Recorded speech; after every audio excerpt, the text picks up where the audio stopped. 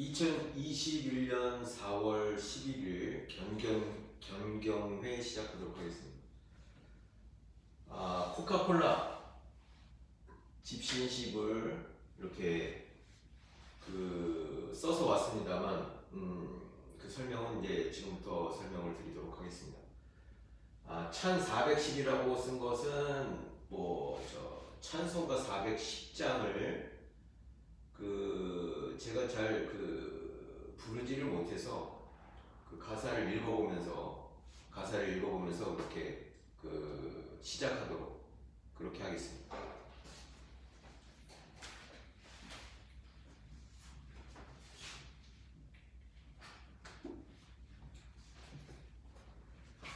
제가 읽겠습니다. 이거는 기독교분들은 찬송가를 부른다라고 생각하시면 되고, 불교도인들은 법을 청하는 그런 청법계를 부른다라고 생각하시면서 들어주시면 되겠습니다. 하나님의 은혜로 이 쓸데없는 자 왜 구속하여 주는지 난 알 수 없도다. 내가 믿고 또 의지함은 내 모든 형편 잘 아는 주님 늘 돌보아 주실 것을 나는 확실히 아네. 왜 내게 굳센 믿음과 또 복음 주셔서 내 마음이 항상 편한지 난 알 수 없도다. 내가 믿고 또 의지함은 내 모든 형편 잘 아는 주님 늘 돌보아 주실 것을 나는 확실히 아네. 왜 내게 성령 주셔서 내 마음을 감동해 주 예수 믿게 하는지 난 알 수 없도다. 내가 믿고 또 의지함은 내 모든 형편 잘 아는 주님 늘 돌보아 주실 것을 나는 확실히 아네. 주 언제 강림하실지 혹 밤에 혹 낮에 또 주님 만날 그곳도 난 알 수 없도다. 내가 믿고 또 의지함은 내 모든 형편 잘 아는 주님 늘 돌보아 주실 것을 나는 확실히 아네. 제가 오늘 코카콜라라고 써가지고 쓴 이거는 이제 예전에 숭산 스님께서 진원에 대한 말씀을 하시면서 특히 소카가카이라고 일본의 종교에서 이야기하는 제목이라고 불리는 것에 대해서 얘기하시면서 특별히 남녀고랭개교라든지 아니면 어떤 진원이라고 문구가 중요한 게 아니라 코카콜라를 계속 외쳐도 집중해서 일념으로 코카콜라를 외치면서 본인의 기도를 한다면 그것이 이루어진다. 그 힘의 파급력에 대해서 굉장히 강조하신 적이 있습니다. 참고로 말씀드리면 이제 숭산 스님은 미국에서 트라피스트 수도회도 아마 8년 정도 매년 초청 받으셔서 아마 지도하셨던 걸로 이렇게 알고 있고요. 그 다음에 여러 가지 서양의 많은 분들을 제자로 삼으신 분들로 유명을 한데, 오늘 왜 코카콜라로 이제 시작을 했냐면, 지난번에 잠시 말씀드린 집신시글에 대해서 말씀을 드리고자 제가 썼는데, 사실 지난주에 어떤 분을 제가 뵙는 과정에서 그분이 미들교리에 대해서 말씀을 하신 적이 있습니다.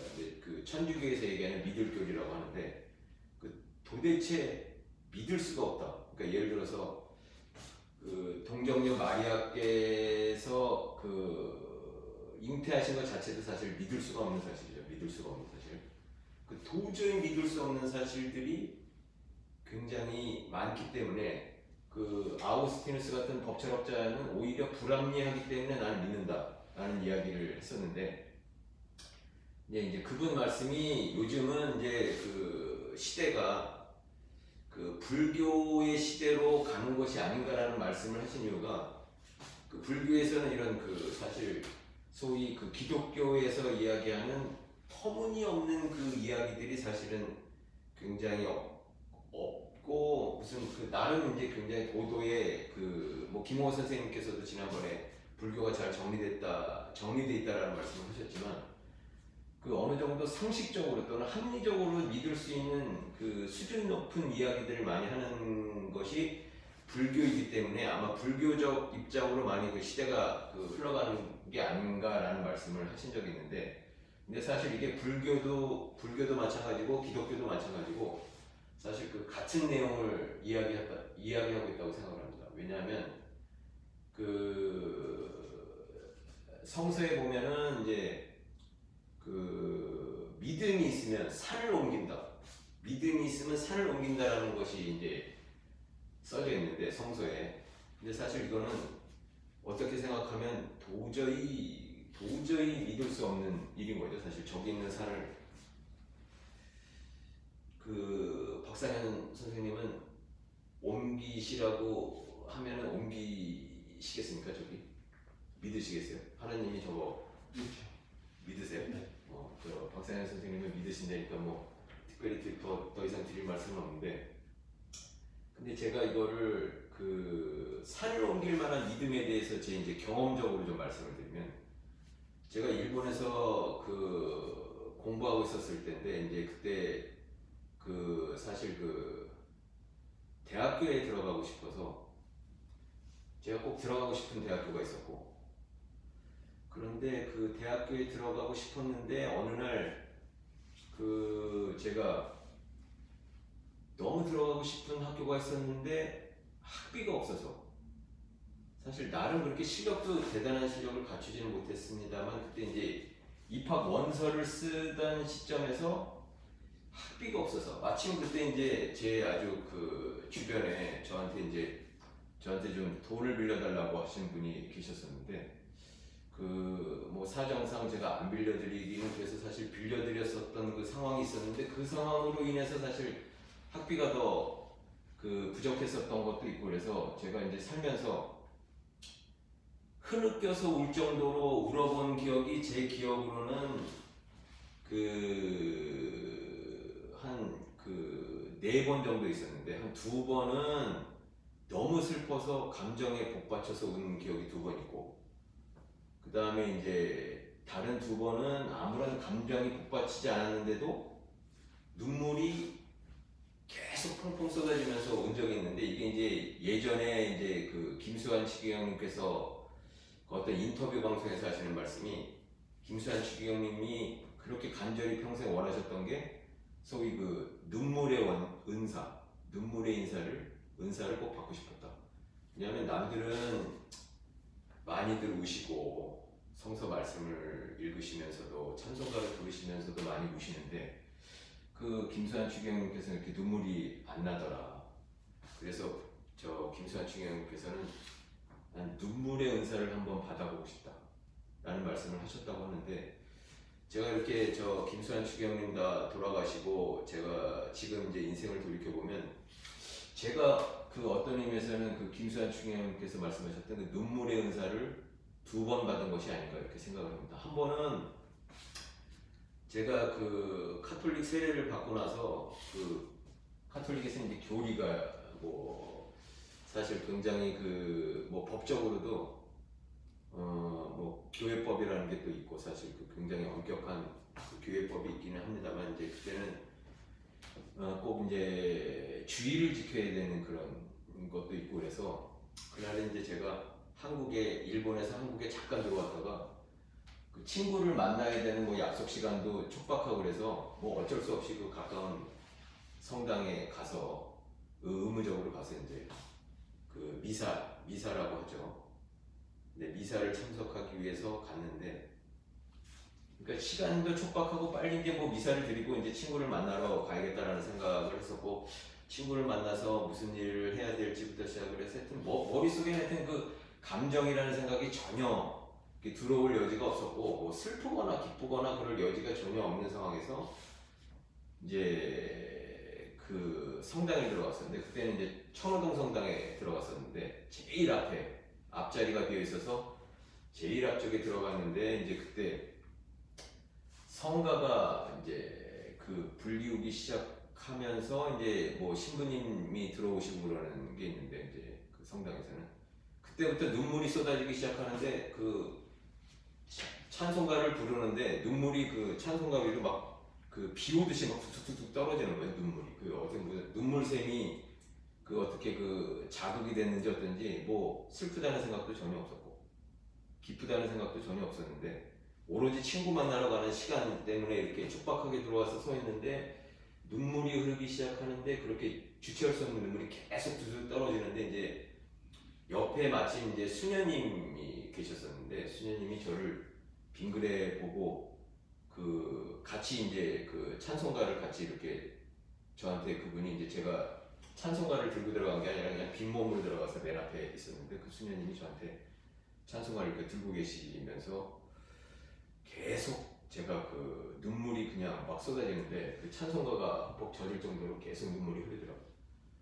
그리고 이제 미사 끝나고 이제 나오는 길에 그 수녀님이 저하고 눈을 마주치시면서 빙그레 웃으셨던 그 기억이 있는데 또 한 번은 제가 그 뉴욕에 있을 때 그때 마침 이제 김수환 추경님께서 저 뉴욕의 맨하탄에 있는 그 성당에 오셔서 그 미사를 집전하신 적이 있었습니다. 그래서 그 한인 분들이 미국에 계신 분들이 굉장히 많이들 모이셨던 그런 그 한글로 그 영어가 아닌 이제 한글로 이제 집전하는 그 미사였었는데 그때도 이렇게 슬프다는 생각이나 뭐 기쁘다는 그런 뭐 생각은 없었는데 이제 미사에 들어가서 앉아 있는데 그때도 이제 그 김수환 총장님께서 아마 들어오는 그 과정이었었나요? 이제 그때부터 또 눈물이 흐르기 시작하는데 그때도 이제 막 비 오듯이 툭툭툭툭툭 눈물이 떨어지는데 그때는 굉장히 장시간 계속 눈물이 나는데 옆에 앉으신 여성분도 같이 우시더라고요.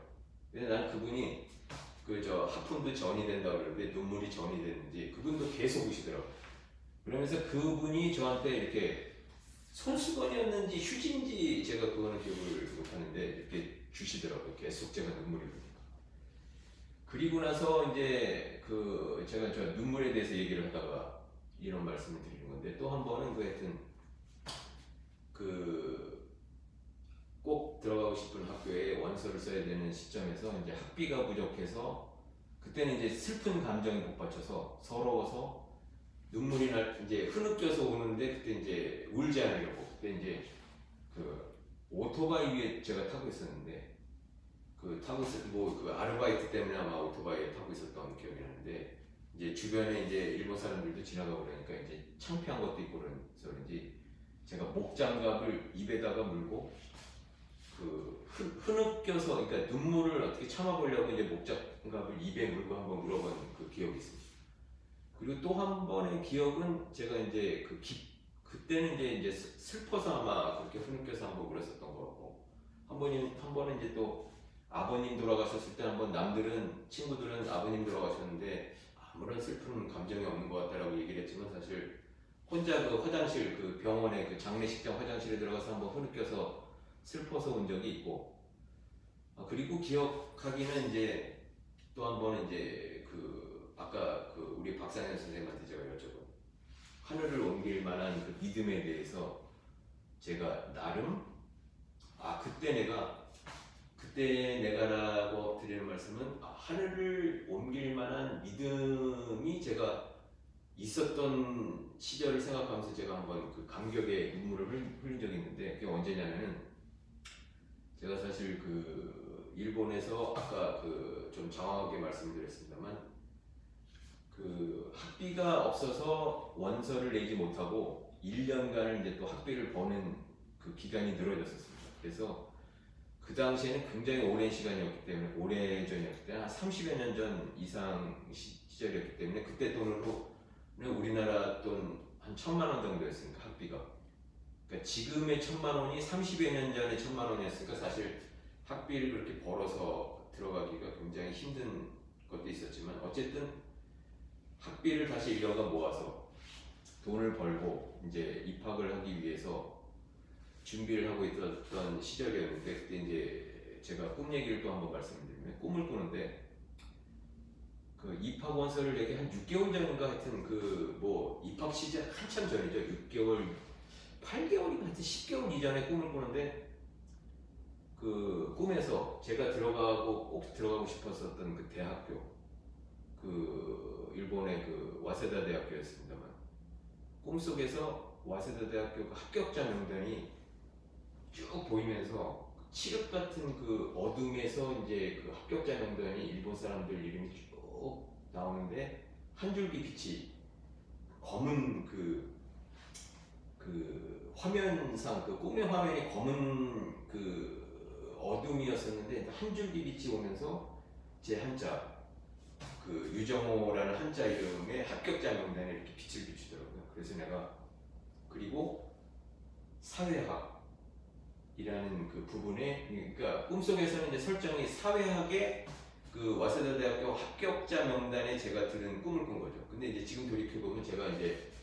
전공은 사회학이 아니라 법학이었는데 사실 법학도 사실 사회학의 일종이기 때문에 어떤 의미에서는 그 꿈 자체가 이제 실제로 이루어졌던 꿈이었었는데 근데 이제 그때 그 꿈을 꾸고 나서 제가 어떤 생각이 들었냐면은 아까 그 박상현 선생님은 어떤 믿음의 그 연유에서 저 산을 옮기라 그러면 옮기겠다는 그 믿음에 대해서 말씀하셨는지 모르지만 저는 그때 100% 확신이 드는 게 나는 와세다 대학에 붙었다라는 확신이 의심의 그 추호의 의심도 없이 붙었다라는 생각이 확신이 들어서 주변에다가 저는 와세다 붙었다고 이야기하고 다녔거든요. 근데 이제 사람들 중에서는 이제 제가 공부를 열심히 하고 일을 너무 열심히 하니까 정신이 돌았다.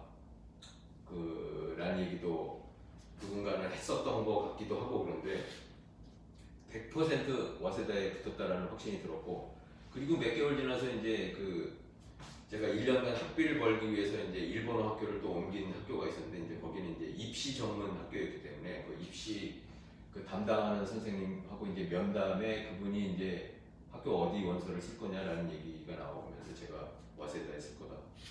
그분이 하시는 말씀이 이제 제 생활이라든지 이런 거에 대해서 이제 그 상담이 다 끝난 상태였기 때문에 제가 그때는 이제 학비를 벌기 위해서 새벽하고 점심때 아르바이트를 했었기 때문에 그분이 하시는 말씀이 여기 이 학교에서 그 입시 전문 학교였으니까 이 학교에서 아르바이트 하면서 와세다에 들어간 사례도 없을 뿐만 아니라 그 원서 자체를 쓰지 않도록 그렇게 얘기를 하시더라고요. 근데 이제 뭐 원서를 쓰는 거는 제 마음이니까 아니고 저는 확신이 100% 나는 거기 붙었다라는 확신이 추호의 의심도 없이 저 산을 옮기라고 하는 옮기겠다라는 그 믿음 있는 사람은 산도 옮긴다라는 그 정도 수준의 추호의 의심도 없이 믿었기 때문에 사실은 제가 와세다에 원서를 냈었고 그리고 합격을 했습니다. 근데 이제 지금 돌이켜보면 그것도 다 오늘 찬송가의 하나님의 은혜로가 나왔지만 이게 다 이제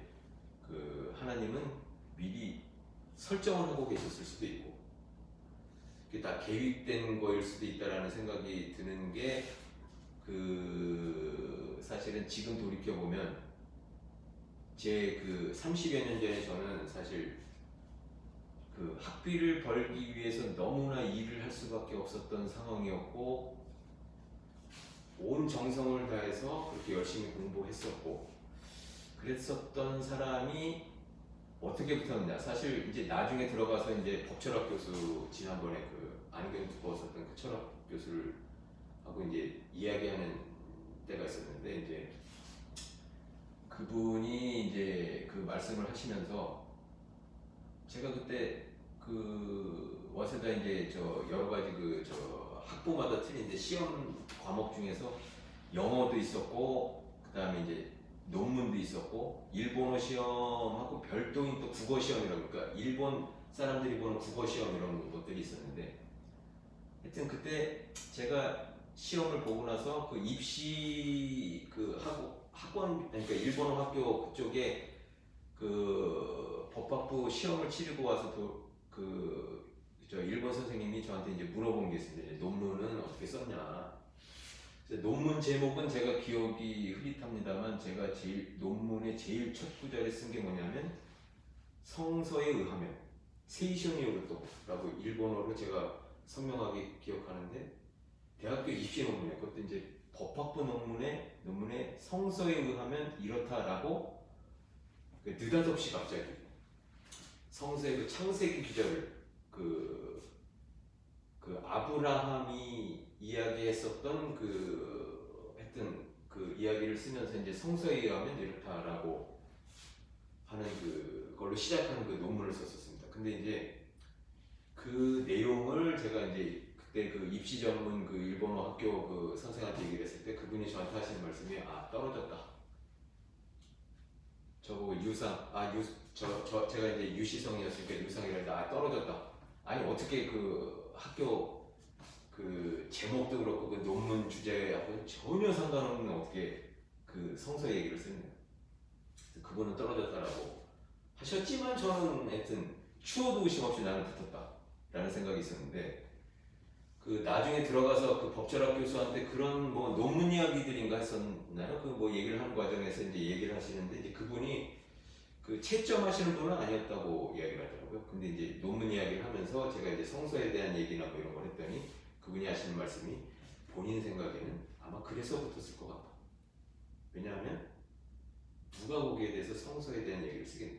그리고 이제 일본 교수들이 평생 처음 대해보는 문구였을 거야.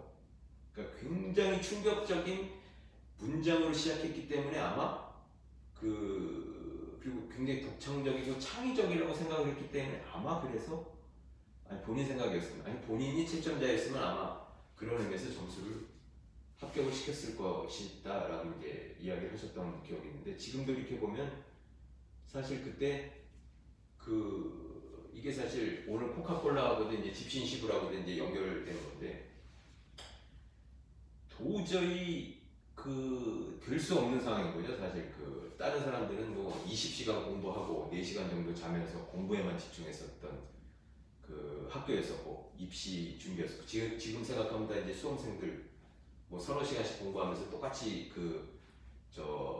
소위 이제 똑똑하다는 사람도 그렇지만 이제 그게 이제 학교가 꼭 똑똑해서 들어가는 건 아니고 어떻게 집중력을 갖고 공부하느냐에 따라서 들어가는 거라고 저는 생각을 합니다만 그런 과정에서 제가 들어갔을 수 있었던 거는 이 코카콜라나 집신시구의 효과였다라고 저는 생각을 하는데 이게 뭐냐면 코카콜라라고 엉뚱하게 이게 어떤 의미에서는 착오인 거죠. 본인이 내가 이 진화를 배우면 내가 원하는 것이 이루어지겠다라는 그 믿음이 확실하면 그게 코카콜라를 부르더라도 이루어지듯.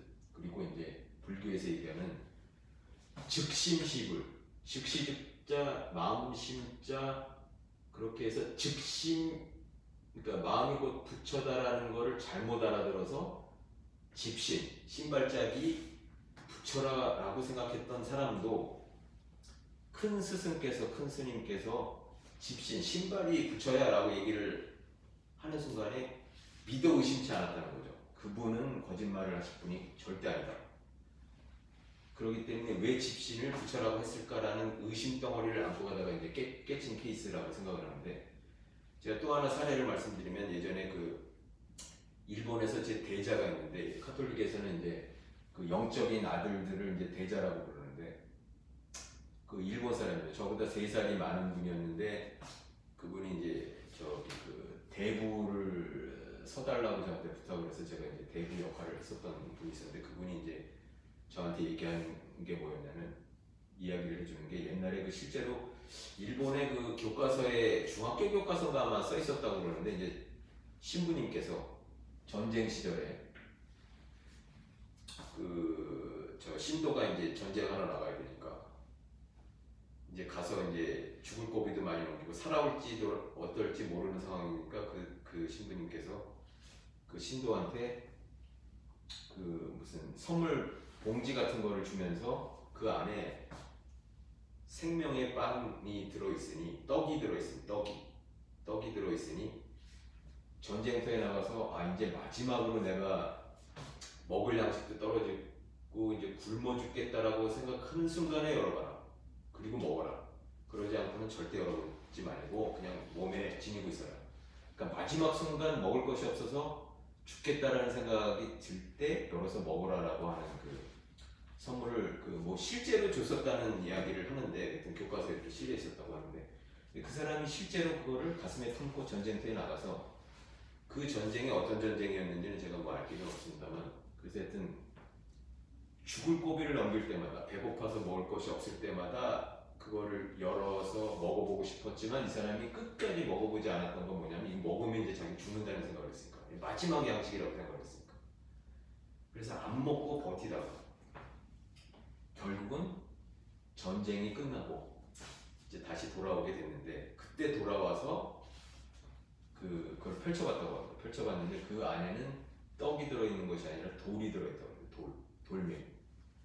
근데 그분이 이제 돌아와서 생각한 게, 이게 이 신부가 나한테 사기를 쳤나라고 생각을 했지만, 돌아와서 생각해보니까 그게 실제로 생각하면 생명의 떡이었다라는 생각이 드는 게, 이게 있었기 때문에, 마지막 양식이 자기한테 남겨져 있었기 때문에 혼신의 마지막 힘까지 다해서 그 죽을 고비를 넘기는 상황에서도 그거를 간직할 수 있었기 때문에 이거는 돌이 아니라 떡이었다 라고 그 사람이 이제 고백했었던 그 이야기를 일본 대자가 저한테 얘기를 해준 적이 있는데, 그거야말로 어떤 의미에서는 잘못 알아들은 거죠. 그게 이제 그 거짓말을 하신 거죠. 사실 신부님이 거짓말로, 이제 말적으로는 거짓말로 얘기를 하셨는데, 어떤 의미에서 성철 스님이 자기는 거짓말만 한다라는 얘기하고도 조금 통할 수도 있겠습니다만, 하여튼 그런 식으로 착오 속에서, 거짓말 속에서 정말 진실로 믿어버리면 그대로 이루어지는. 그러니까 지난주에 그 믿을교리에 대해서 도대체 그 성모 마리아가 그 동정녀께서 어떻게 잉태를 할 수 있을까라는 그런 것도 어떤 의미에서는 사실 불가에서 얘기하는 그 기독교적 화두라고 생각을 합니다. 도저히 왜 그랬을까? 도저히 그 이성적으로는 생각할 수 없는 그 불합리한 이야기를 왜 했을까? 근데 이게 믿을 교리이기 때문에 믿어야 되는데, 신자니까. 라고 평생을 의심 덩어리 안에서 살게 되면, 근데 김홍호 선생님께서도 늘 말씀하셨지만, 그 평양 고고 다니실 땐가, 또 이제 갑자기 이제 평양에서 공부하는 그 고등학생이 오니까 이제 마을 사람들이 설교 좀 들어보자, 얼마나 똑똑한지라는 이야기를 해서, 김홍호 선생님이 그 고등학교 시절에, 어린 시절에 뭐 아무것도 모르는 시절이지만 자기네한테는 설교를 했어야 되고, 항시 의문이, 본인도 이제 믿음으로 들어갈 수 없는, 도대체 나도 그 기독교적 그 믿음에 대해서 도저히 들어갈 수 없는 이야기를 계속 평생 하시다가 어느 날 이제 그 시간 재단이라는 말씀도 하시고, 그 시간 속에서 깨치는 순간에 대해서 말씀을 하신 적이 있는데, 사실 제가 오늘 이제 그 시간 재단 얘기는 아닙니다만, 오늘 오면서 2021년 4월 11일이죠. 오늘 7시 55분이라고 제가 또 써놓은 게 뭐냐면, 이때 그 믿을 교리, 그 산을 옮길 만한 믿음이 30여 년 전에 제가 그 가난하고 가장 미천하고 바닥 생활을 하던 그 유학생 신분의 그 사람에게 이런 믿을 교리가 있었기 때문에, 집신, 나는 반드시 이 대학에 붙는다라는 그러니까 마치 그 꿈을 통해서 나는 확신적으로 이제 하나님께서 내가 그렇게 붙게 해주셨다라는 그 확신이 있었기 때문에, 그때는 제가 독실한 기독교인이었었기 때문에 이제 굉장히 기도를 열심히 하고 그랬었는데, 그 믿음, 그러니까 산을 옮길 만한 믿음. 그러니까 지금 생각해 보면, 제가 일본에 갔을 때 그 히라가나를 읽지 못해서 동경역 지나갈 때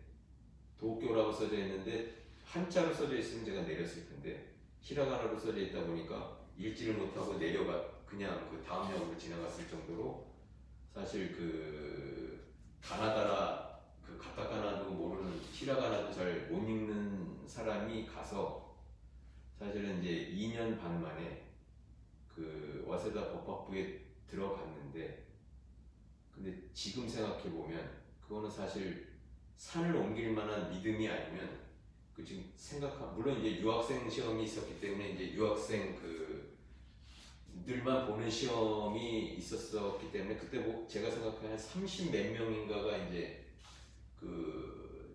와서 시험을 보는 중에서 이제 제가 한국 사람으로 유일하게 붙어서 이제 들어갔는데, 지금 오늘 제가 느낀 거는 뭐냐면, 하여튼 저에게 제가 가장 미쳐놨던 그 유학생인 제가 오로지 학비를 벌기 위해서 그 1년간 노력을 2년 6개월간 노력을 해서 학비를 드디어 벌어서 학교에 원서를 내려고 했었던 그 가장 지금 생각해보면 평생 제가 제일 가난했었던 시절이라고도 또 생각을 하는데 제일 힘들게 일을 했었고 그러니까 가장 비천한 가장 바닥에서 역시 하나님과 이제 저는 접신 들렸다라고 생각을 하는데 그 하나님이 그 사람과 함께한다는 그 생각이 굉장히 강합니다. 그래서 요즘은 제가 삶이 굉장히 나름 부유해졌고 그때는 이제 오토바이를 타고 다니면서 이제 아르바이트를 이제 했었지만 지금은 이제 좋은 차를 타고 다니는 제 입장에서 보면은 저하고 하나님이 교신할 가능성은 거의 없다라고 사실은 생각을 합니다만 그럼에도 불구하고 오로지 그 김웅호 선생님 덕분에 여기 현재 49제라고 써져놓은 게 그 접신 들린 얘기를 제가 좀 하려고 그러는데 접신이라고 하면은 이제 그 동영상 보시는 분들은 또 이제 오해하실 수도 있겠습니다만 제가 다음번에는 이제 그 토마스 모어의 유머를 구하는 기도로 이제 들려드리면서 제가 말씀을 드리겠습니다. 조금 이제 재치 있는 표현이다라고 이제 생각하시면서 좀 들어주셨으면 좋겠는데 현재 49제 제가 이때 소위 접신 들린 경험을 하는데 접신이 그 신이 누구냐면은 이제 김웅호의 영혼이죠. 그러니까 김웅호 선생님께서 돌아가시고 제가 지난번에 그 강의 때 얼핏 말씀드렸습니다만 돌아가시고 나서 제가 그 전도자를 김웅호 선생님 실제적으로는 두 분을 썼습니다. 그 전도자 김웅호 선생님, 이명섭 선생님께 그 이화여자대학 교회에 가면은 이제 신도 무슨 최초로 이제 신도 이제 등록하는 날인가요? 이제 누가 전도했는지 뭐 이런 게 쓰는 날이 있더라고요. 근데 그때 돌아가신 김웅호 선생님하고 그때 저를 또 가르쳐 주셨던 이명섭 선생님 두 분 조남을 쓰고 전도자 이름에 김흥호, 김흥자 호자, 이명자 섭자를 쓰고 그 다음에 이제 저같이 이제 불심이 가득해서 이제 머리 감고 카톨릭 수도에 들어가서 불심이 가득해서 나와서 사찰에 들어가서 수행 생활을 하려고 했던 사람이 이화여자대학교 교회에 신도 접수를 할 때 김웅호 선생님하고 이명섭 선생님 조남을 쓰고 제가 냈었던 날 어떤 경험을 했냐면 접신 들린 경험을 하는데요. 그게 뭐냐면 김웅호 선생님이 이제 돌아가실 때 장례식장 같은 박상현 선생님 그때 가셨나요? 관 들어왔을 때 같이 들으셨나요? 저하고? 같이 들으셨나요? 그때 이제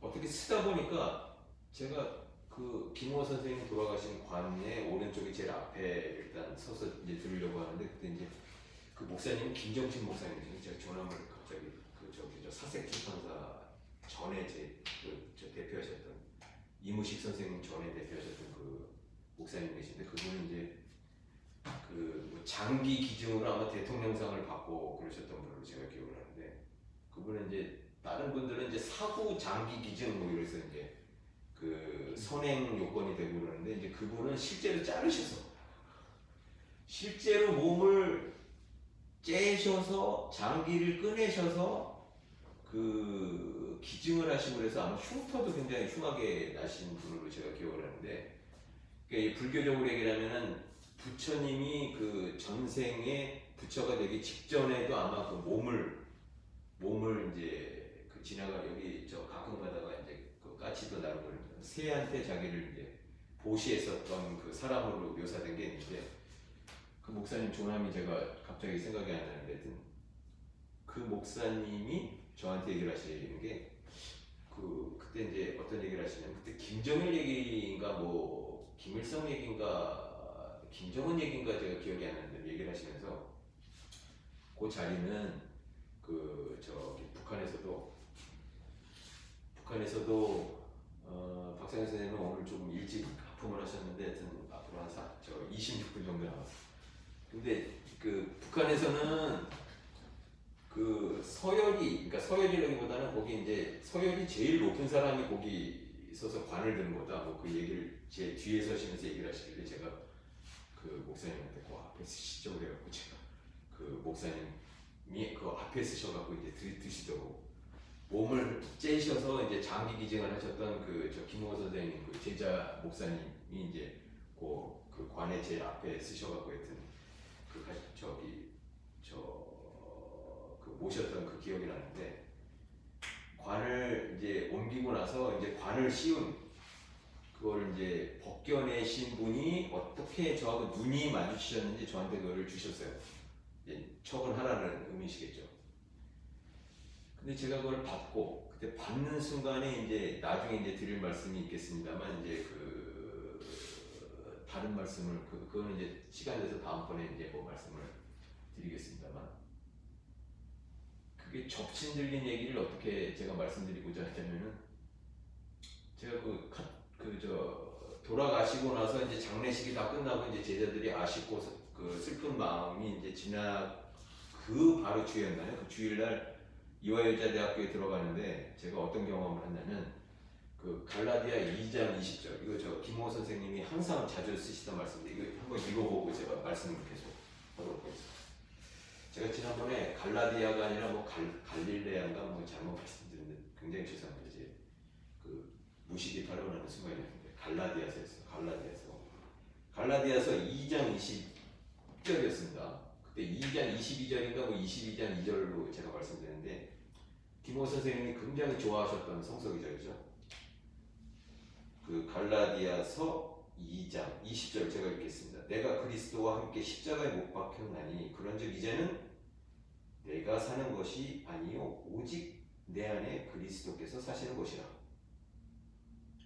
이제 내가 육체 가운데 사는 것은 나를 사랑하사 나를 위하여 자기 자신을 버리신 하나님의 아들을 믿는 믿음 안에서 사는 것이라 라는 말씀입니다. 근데 이게 이제는 내가 사는 게 아니라 내 안에 계신 그리스도가 사는 거라는 말씀을 지금 김홍호 선생님께서 굉장히 좋아하셨는데 제가 장황하게 또 말씀을 드렸는데 그 주에 돌아가신 바로 그 주에 이제 주일에 그 이화여자대학교에 들어가는데 그때 이제 내 안에 또 다른 내가 들어왔다는 게 그러니까 이게 이제 소위 무당이라는 표현을 써서 좀 적합니다만 이제 그 접신 들리는 그런 분들한테 느껴지는 그 느낌을 이런 느낌이구나라는 게 제가 느껴진 게 뭐냐면 김홍호의 영이 제 안에 들어와서 사물을 보는 그 느낌 이걸 착각이죠. 여기서 얘기했던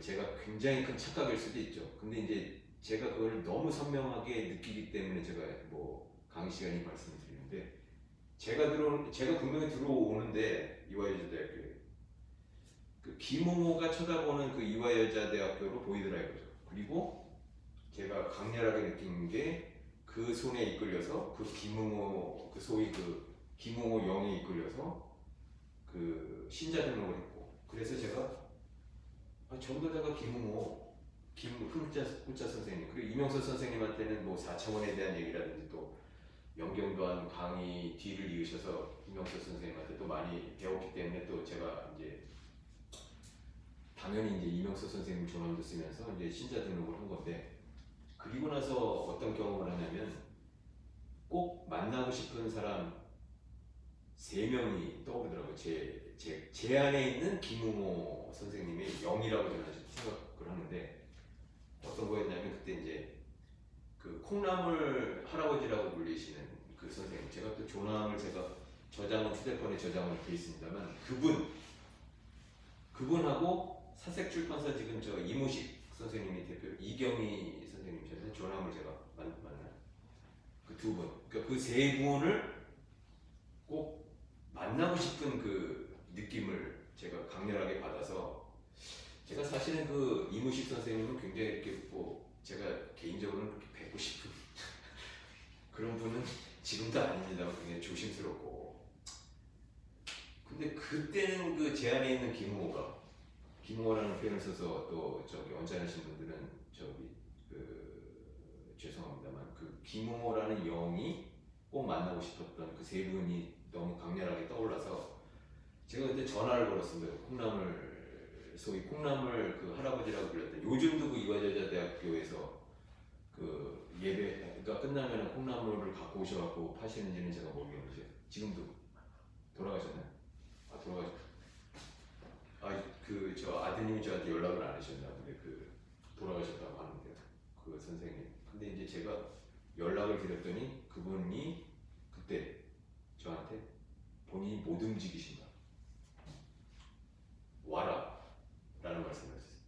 그래서 사실 제가 그분한테 찾아갔죠. 이게 제가 사실 또 그분을 만날 이유도 특별히 없었고, 근데 잘 모르고 제가 한 번도 그분을 따로 만난 적이 없었고, 근데 그렇게 강렬하게 꼭 만나야겠다라는 그 느낌이, 그러니까 내 안에 있는 김홍호라는 영이 너무 강렬하게 저를 움직여서 그분 사시는 데를 갔죠. 그랬더니 누워 계셨어요. 침상에 누우셔서 못 일어나셨죠. 그래서 이제 모르겠습니다. 제가 김홍호 선생님과 그분의 그 어떤 그 인생을 통해서 어떤 인연관계가 있는지는 저는 전혀 모르겠으나 나중에 제가 그분 그 여쭤보지도 않았지만 하여튼 몸 아예 일어서지 못하는 상황에서 누워만 계시는 그분한테 꼭 김홍호 선생님께서 하실 말씀이 있으셨으리라고 생각을 하긴 하는데 그때 이제 소위 그 접신 들린 느낌이 너무 강해서 그리고 그분을 찾아뵙고 또 이제 이무식 선생님하고 이제 이경희 선생님 두 분을 이제 부부를 찾아서 제가 뵙자고 해서 은평구 쪽에 있는 댁도 찾아가서 이제 뵙고 거기서 이제 식사를 하면서 제가 그 두 분들한테 말씀을 드리는 게 그 경험을 제가 말씀드렸어요. 왜 왔느냐, 왜 제가 두 분을 뵈려고 했는지, 제 안에 김홍호 선생님께서 꼭 뵙자는 얘기를 하신다고 저는 강렬하게 생각했기 때문에 뵙자고 했다라는 얘기를 그때 하셨는데 이제 이무식 선생님께서는 이제 농담으로 전해 들으셨는지 하여튼 웃으셨던 기억이 나는데 근데 실제로 그 느낌이 굉장히 강하게 들었었는데 그때 제가 평생 살면서 제가 그렇게 경건하게 살아본 적이 없었던 것 같아요. 그리고 이제 어느 날인가 그 느낌, 그러니까 내가 내 안에 이제 갈라디아서 내 안에 이제 내가 사는 게 아니라 그리스도가 사는 느낌, 그러니까 내 안에 또 다른 그 김홍호라는 영이 산다는 느낌이 깨끗이 사라지는 순간이 있었는데 이게 왜 사라졌나라는 생각이 그때 들은 적이 있었는데 그때 생각해봤더니 마침 그 김홍호 선생님의 49제가 끝나는 날 아마 그 정확하게 일치할 수는 없겠습니다만 아주 깨끗하게 사라지더라고요. 그 느낌이. 근데 현재 김홍호 선생님의 호의 제자하고 49제의 제자하고 사실은 한자로 쓰면 같은 제자인데 근데 어떤 의미에서는 제가 이때 그 김홍호 선생님의 그 소위 이제 코카콜라나 뭐 집신으로 잘못 착각해서 제가 생각을 했을 수도 있겠으나 그리고 제가 이제 견경의 첫 강의 때 김홍호 선생님 조남을 자꾸 빌면서 이제 저 말씀을 드렸던 이유도 사실 어떤 의미에서는 뭐 이런 저의 개인적인 경험이 있어서 그랬다고 제가 말씀을 드리는데 이런 느낌을 이제 비슷하게 또 사례를 제가 이제 불교적인 얘기를 드리면 이제 일타 스님이라는 스님이 이제 연비, 그러니까 손가락 네 마디를 그러니까 이 그 불에 태워서 없애는 그 수행이죠. 그 연비 수행으로 손가락 마디가 다 없으신 그 일타 스님께서 예전에 그 책을 내신 거에서 제가 읽은 경험이 있는데 그때 이제 49제에 대한 그 경험을 그분이 이제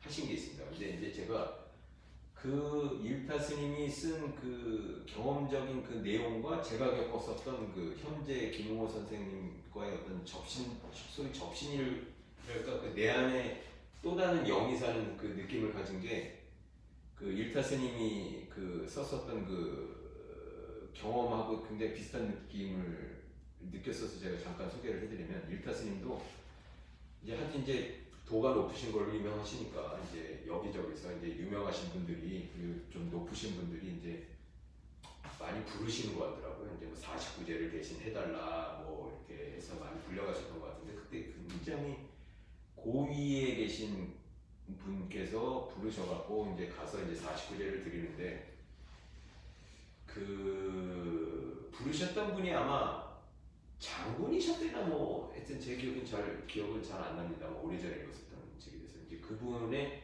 아드님이 돌아가셔서 그 장군의 아드님이 돌아가셔서 그 장군이 49제를 드리는 그날 갑자기 그 장군이 허공에다 대고 그러니까 일타스님은 뭐 목탁을 치고 계셨거나 무슨 죄를 행하고 계셨겠죠. 허공에다 대고 막 그 쌍욕을 하시기 시작하시고 난리 법석을 피우셔서 나중에 이제 그 일타스님이 물어보셨다고 합니다. 아니 49제 잘 드립 좀 해달라고 해서 봤더니 거기 허공에다 대고 이렇게 쌍욕을 해대고 그러셔서 뭐 뭔 일이 있었냐 이렇게 얘기를 했더니 이제 그분이 하시는 말씀이 자기 아들이 49제 드리는 날 이제 허공에 자기 아들의 모습이 이렇게 환상 비슷하게 보이면서 갑자기 그 아들이 예전에 그 몇십 년 전에 그 전쟁터에서 자기가 쏴 죽인 부하의 얼굴로 바뀌더라. 그 이야기를 하면서 쌍욕을 퍼붓다라는 얘기를 하는데 그거는 뭐냐면은 자기가 전쟁터에서 그 부하를 죽였다고 그러더라고요. 아마 그 명령 불복종으로 해서 총으로 쏴서 죽였는데 49제 때 보니까 그 자기 아들로 왔었던 그 아들이 실제로는 그 전생에 자기가 쏴 죽인 부하였더라. 그게 너무 확연하게 보여서 그 쌍욕을 해댄 거고. 그러니까 지금 근데 그 일타스님께서는 표현을 어떻게 쓰시냐면 이제 가족들 관계라는 것도 사실은 어떤 그 예를 들면 저는 그렇게 생각합니다만 전생에 철천지 원수가 이 생에서 이제 부부로 만나든지 아니면 전생에 워낙 은혜를 갚아야 되는 은인이어서 이 생에 만나든지 거의 둘 중에 하나가 그만큼 깊은 인연으로 만나서 가족을 이뤄서 사는 것이기 때문에 그 어떤 의미에서는 철천지 원수가 뭐 배우자가 됐든 아니면 가족이 됐으면 이 생에서는 이제 그 원한을 풀도록 서로 화목하게 지내고 평안 속에서 지내서 이제 그 영혼을 달래서 보내야 되고 그 전생에 정말 은혜를 갚았어야 됐던 은인으로 왔었던 사람이 가족이었다면 그 은혜를 이 생에서 충분히 다 갚고 보내야 된다 라는 식의 법문을 들려주신 적이 있는데 어쨌거나 사실 불교에서는 이제 굉장히 49일의 의미를 굉장히 의미 부여하고 있고 사실 저도 이제 체험적으로 이 49제라는 게 얼마나 중요한 건지는 이제 제 나름대로 이제 체득을 하다 보니까 제가 그 먼저 죽은 친구의 49제라든지 아니면 이제 슬슬 제 주변에도 이제 친구들이나 이제 친구들도 이제 일찍 이제 죽는 경우가 이제 제 나이가 그렇게 뭐 든 거는 아닙니다만 또 이제 그 생기다 보니까 특별히 49제라든지 그 장례를 치르고 나서 그 의미를 나름 부여하면서 그 뭐 죽은 친구가 불교인이었으면 이제 극락전이나 이제 뭐 대웅전에 가서 49제를 나름 이제 개인적으로 열심히 기도를 해준다든지 아니면 그 돌아가신 사람이 다른 종교였으면 이제 그 종교적인 것을 최대한 존중하면서 49제 49일 날 제가 나름 기도를 드리거나 이제 기독교인들이었으면 물론 이제 그 기도를 드리려고 이렇게 노력을 하면서 살고 있습니다. 그래서 이제 믿을 교리를 제가 오늘 전하고자 싶어서 이렇게 장황하게 말씀을 드린 건데 도대체 믿을 수가 없다 라는 게 사실 어떤 의미에서 불교적인 입장에서 보면 화두인 거고 의심 덩어리를 품고 살 수 있도록 그러니까 고등학생이었던 김홍호가 도저히 믿을 수 없는 기독교에 대한 교리를 이야기할 수밖에 없었던 그 순간에 계속 깨우침을 주십사 기도하셨던 그 간절한 마음이 어떤 의미에서는 큰 깨달음으로 그 깨달음을 주시게 돼서 김홍호 선생님이 뭐 그 여러 제자들한테도 그 본인의 그 깨달음을 기독교적인 관점에서 물론 이제 불교적으로도 설명을 하시고 그랬습니다만 오직 믿음 그 믿음의 그 기독교적인 관점에서 이제 뭐 말씀을 하신 이유도 그거라고 생각합니다. 근데 이제 지금 돌이켜 보면 제가 예전에 그 창업했었던 그 경우에도 이제 경험을 제가 말씀드리면 이제 주주들이 있지 않습니까? 주주들.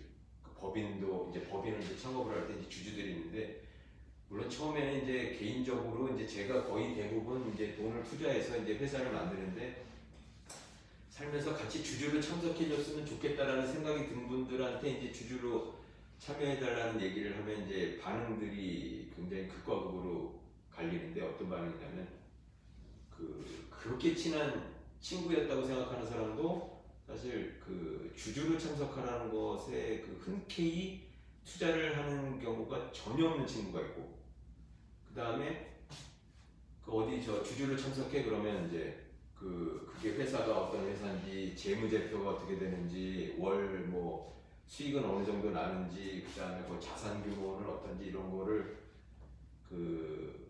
따지는 사람들이 있고, 굉장히 자세히 알려고 하는 사람들이 있고, 전혀 그런 걸 묻지 않고 그냥 오직 저만 믿고 투자를 하는 사람도 있고, 극렬하게 나뉘는 경우가 있습니다. 근데 이제 그게 이제 돌이켜서 보면, 제가 이제 토마스 신부라고 이렇게 써놨는데, 사실 이제 예수님의 제자들 중에서 토마스가 그랬죠. 이제 예수님이 나타나셔서 이제 내가 예수 그리스도다라고 얘기를 하니까 보여줘 그랬죠. 보여줘. 찔린 자국 보여줘. 내가 보면은 믿을게라는. 그러니까 사실 어떤 의미에서는 제가 주주들의 재무제표에 대해서 보여달라고 그러는 거는 사실 마찬가지인데, 믿을만 하면 내가 투자를 할게. 그거랑 뭐 같은 얘기죠. 그리고 이제 정말 합리적이면 믿어줄게. 이게 사실 믿을 교리인데, 전혀 합리적이지 못한 상황 속에서 예수님 제자 중에서 토마스가 있었던 거예요. 근데 이제 토마복음이라는 게 사실 성서가 만들어지고 나서 굉장히 오랜 시절이 지나고 나서, 지금부터 한 80여 년 전에 어느 동굴에서 토마복음이라고 불릴 만한 성서가 발견이 됐는데, 이건 예전에 아마 발견되었다면 아마 복음서에 성서에 아마 들어갔을 거라고 하는 학설들이 있는데, 이 일본에서는 80여 년 전에 이 토마복음에 대해서 새로 발견되었다 그래서 이제 많이 화제가 돼서 책도 많이 발간이 되고 그랬는데, 우리나라는 굉장히 많이 늦은 상황에서 어쨌든 도올 김용옥이라든지 그 다음에 이제 유시와 시인들이 이제 토마복음에 대해서 별도로 이제 번역 내지는 이제 강해를 한 거를 제가 보고 있습니다만, 사실 이 토마스가 믿어야지 믿는 사람이거든요. 전형적인 이제 현대인들이라고 볼 수가 있는, 합리적이지만. 이제 제가 전에 카사이 성당 말씀을 드리면서 새벽에 오토바이를 타고 가다가 멈춰놓고 예수성심상 앞에서 멈춰놓고 성당 안을 들여다봤다라는 말씀을 드린 건데, 기억을 하시나요? 근데 사실은 이게 굉장히 믿기지 않는 느낌입니다만, 사실은 그때 어느 날 제가 낮에 그 성당을 간 적이 있어요. 세례를 받고 나서. 근데 예수성심상이 아니라 성모 마리아상이 있더라고요. 그 앞에 바뀌어져 있더라고요. 그래서 제가 하도 궁금해서 안에 들어갔어요. 카사이 성당 안에 들어가서 아마 저 직원분이겠죠. 이제 성당 관리하시는 분이었던 것 같은데, 신부님도 아니셨고 수녀님도 아니셨고 여쭤봤어요. 여기 예수성심상 어디 왜 바꾸셨냐? 제가 몇 개월 전에는 분명히 여기 예수성심상이 있었고, 근데 이제 성모 마리아상으로 바뀌어 있어서 무슨 특별한 이유가 있으셨어요? 라고 이제 너무 궁금해서, 분명히 그 예수성심상인데 이제 그분이 하신 말씀이, 여기 원래 성모 마리아상, 원래 예수성심상 없었다, 그 얘기를 하더라고요. 그래서 제가 너무나 충격적이었어서 제가 착오한 거 아닙니까? 착오.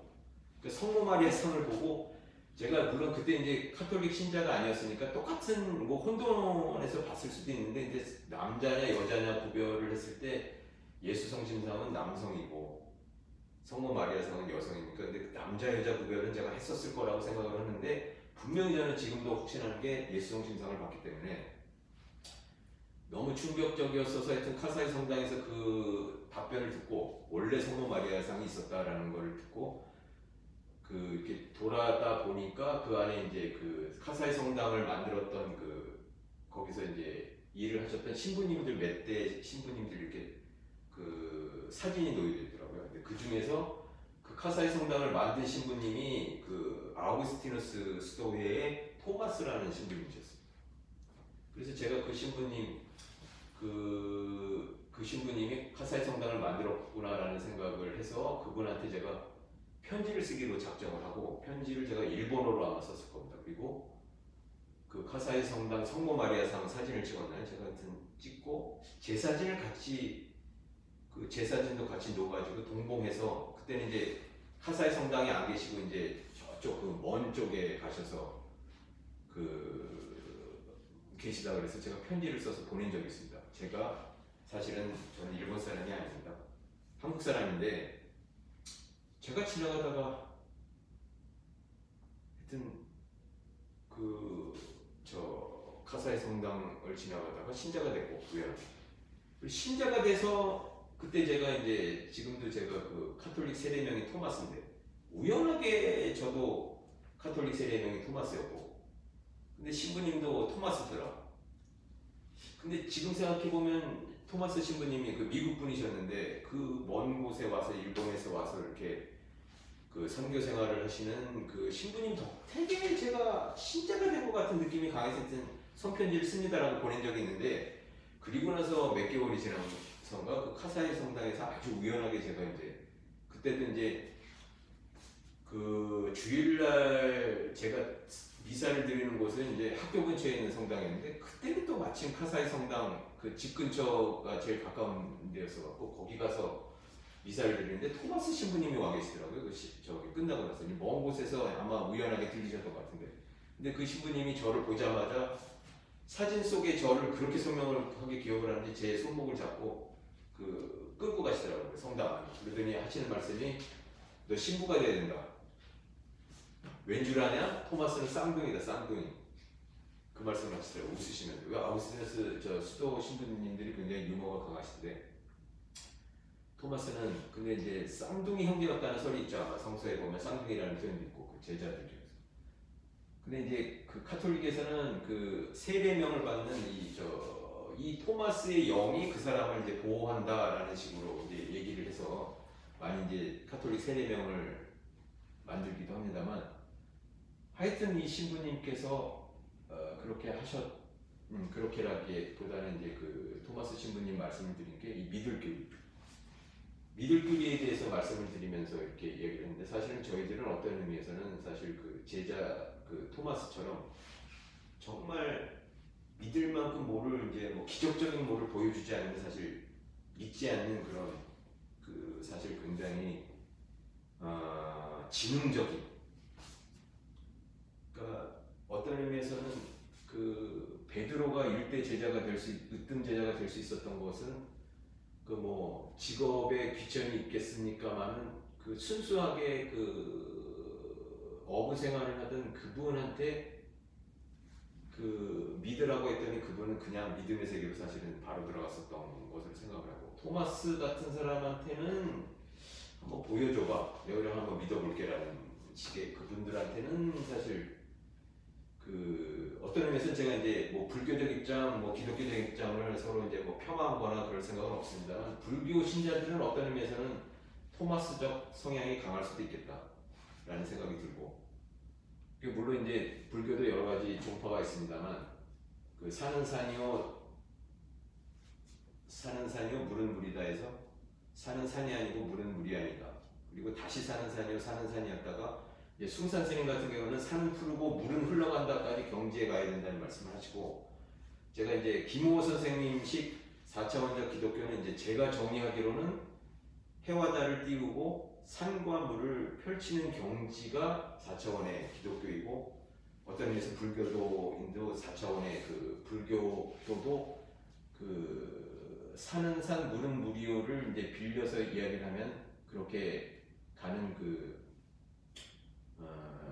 게 맞지 않는가 그런 생각을 하는데 이건 다음 기회에 한번 말씀을 드리도록 하겠습니다. 그래서 제가 오늘 또 장황하게 말씀드리면서 그 시간이 왔습니다만 그 하루살이와 그 일일식에 대한 말씀을 이제 드리면서 이제 오늘 강의를 마치도록 하겠는데 제가 일일식 하루에 한 끼씩 먹는 게 지금 한 17년 정도 된 것 같은데 제일 첫날 하루에 한 끼씩 먹게 된 계기가 뭐냐면 트라피스 수도원에 나와서 수도 원장님이 저한테 우리나라 돈으로 한 20만 원인가를 저 지갑을 저 선물하시면서 거기다가 이제 넣어주시면서 동경에 가서 이제 동경에 가는 차비로 써라 그렇게 하시면서 주셨는데 사실 그 돈이 다 떨어져서 제가 돈 한 푼도 없이 그때 우리나라 돈은 한 2,200원인가가 있어서 제가 아는 지금 저 이상원 선생님 듣고 계신지 모르겠습니다만 지금 뭐 신부님을 선생님이라고 제가 호칭해서 죄송합니다만 견경회나 영경반에서는 다 선생님이라고 지금.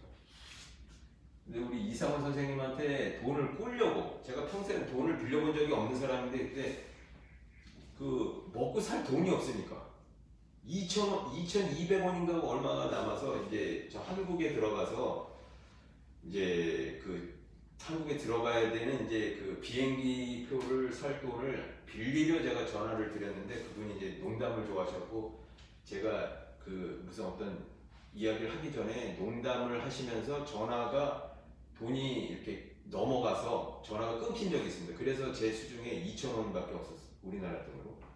그래서 살 수밖에 없었던 게 빵 한 개가 그때 99엔 하고 우유가 99엔 하는 이제 99엔 쇼핑가가 있었어요.